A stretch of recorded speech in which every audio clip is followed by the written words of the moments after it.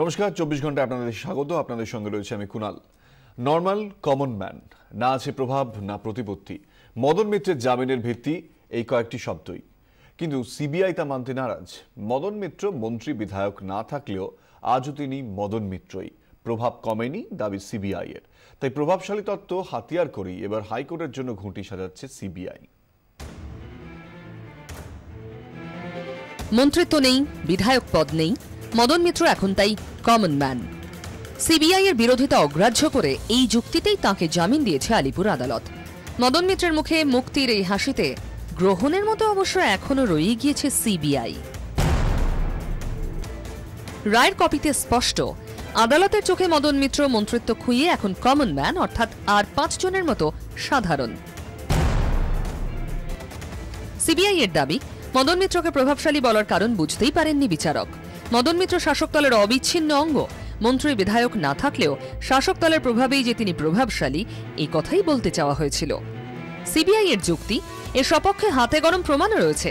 মদন মিত্রের জামিনের খবরে প্রায় সঙ্গে সঙ্গেই আদালতে পৌঁছে যান মন্ত্রী পার্থ চট্টোপাধ্যায়। আমাদের প্রিয় সহকর্মী মদন মিত্র, তাকে 20 মাস ধরে 629 দিন তাকে আটক করে রাখা হয়েছে বিভিন্ন কারণ দেখিয়ে। শনিবার আরও এক মন্ত্রী তথা মেয়র শোভন চট্টোপাধ্যায় মদনের পাশেই দাঁড়িয়েছেন। আননেসারি 20 মাস ওকে যেভাবে রাখা হয়েছিল তার সেটা রাজনৈতিক উদ্দেশ্য প্রণোদিত ছাড়া অন্য কোনো বিষয় নয়। সিবিআই এর যুক্তি, এটি প্রমাণ হয় তাদের প্রভাবশালী তত্ত্ব কত জোরদার।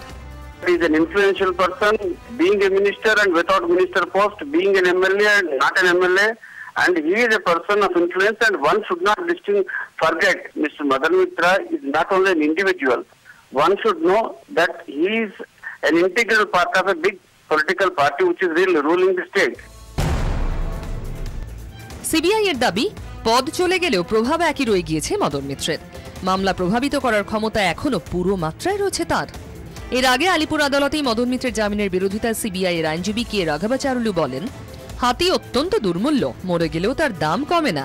কেউটে মরে গেলে পিঁপড়ে খুবলে খায় বটে, কিন্তু কেউটেই সেই কেউটেই বোতলবন্দি করতে আরও একবার কোমর কষে নামছে সিবিআই। আগামী সপ্তাহেই হাইকোর্টে যাচ্ছে তারা।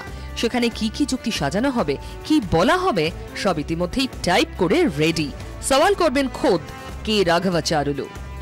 বল এখন হাইকোর্টে, আর এই সব কিছু যুক্তি মিলিয়েই আগামী সপ্তাহে এখানেই ধুমধুমার আইনি লড়াই। 24 ঘন্টার জন্য ক্যামেরায় কল্যাণ মণ্ডলের সঙ্গে শ্রাবন্তী সাহা, কলকাতা। জেল থেকে ফিরেও স্বস্তিতে নেই মদন মিত্র। আদালতের রায়ে ঠিকানা বিভ্রাটে বাড়ি নয়, এখন তিনি হোটেলবাসী। সেখানে পরিবারের সদস্যরা এসে তাঁর সঙ্গে দেখা করছেন। এর মধ্যে গত রাতে হঠাৎ অসুস্থ হয়ে পড়েন মদন মিত্র। পেটে ব্যথা হয় তার এবং চিকিৎসক ডেকে আনেন কামারহাটি পুরসভার চেয়ারম্যান। ইনজেকশন দেওয়া হয় মদন মিত্রকে। হোটেলে গিয়ে পরবর্তী আইনি পদক্ষেপ নিয়ে আলোচনা করেন মদন মিত্রের আইনজীবীরা।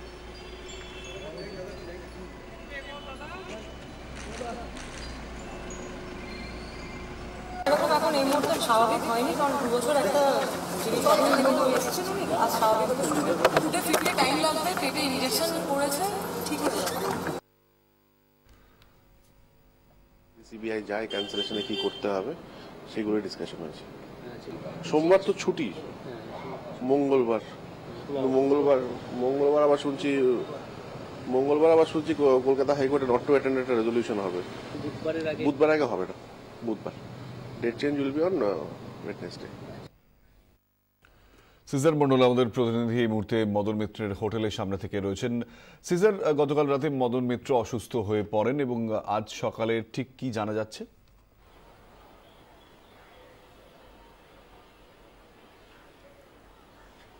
দেখো, এখন পর্যন্ত যেটা জানা যাচ্ছে যে গতকাল পরিবার সূত্রেই কিন্তু মদন হোটেলকে জানিয়ে দেওয়া হয়েছিল যে মদন মিত্র তিনি বিছানা চাপেতে অভ্যস্ত এবং এখন পর্যন্ত তিনি কিন্তু হোটেলে কোনো কর্মচারীকে চায়ের জন্য ডাকেননি। তাতে এটা আশা করা যায় তিনি এখনো শুয়েই রয়েছেন, অর্থাৎ এখনো তিনি ঘুমোচ্ছেন, এখনো তিনি ঘুম থেকে ওঠেননি। যেটা গতকাল রাতে তার পরিবারের তরফ থেকে জানানো হয়েছিল যে তার শারীরিক কিছু সমস্যা রয়েছে, দীর্ঘ কারাবাসের কারণে তার কিছু অনিয়ম, মেটাবলিক কিছু সিস্টেমে সিস্টেমের সমস্যা হয়েছে, যেটা প্রাথমিকভাবে জানা যাচ্ছে যে ইরিটেবল বাওয়েল সিনড্রোমের মতো একটা সিনড্রোম তার মধ্যে দেখা দিচ্ছে দীর্ঘ কারাবাসের সময় থেকে। যদিও কারাবাসের সময় তার জন্য ডেডিকেটেড শৌচালয় বা টয়লেট ছিল, কিন্তু তারপরেও এই ধরনের একটা সিনড্রোম তার তৈরি হয়েছে। এটা অনেক রাজনীতিবিদের ক্ষেত্রেই হয়। এর আগে প্রয়াত মুখ্যমন্ত্রী জ্যোতি বসুরও এই ধরনের একটা সিনড্রোম ছিল, সেটারই এখন চিকিৎসা চলছে।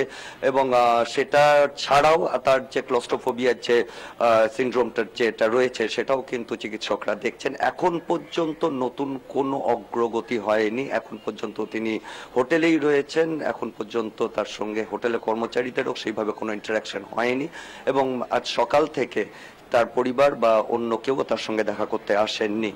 কুনাল। সিজার, ধন্যবাদ। আমাদের সঙ্গে ছিলেন সিজার মণ্ডল, আমাদের প্রতিনিধি এই মুহূর্তে ভবানীপুর থেকে মদন মিত্রের হোটেলের সামনে থেকে।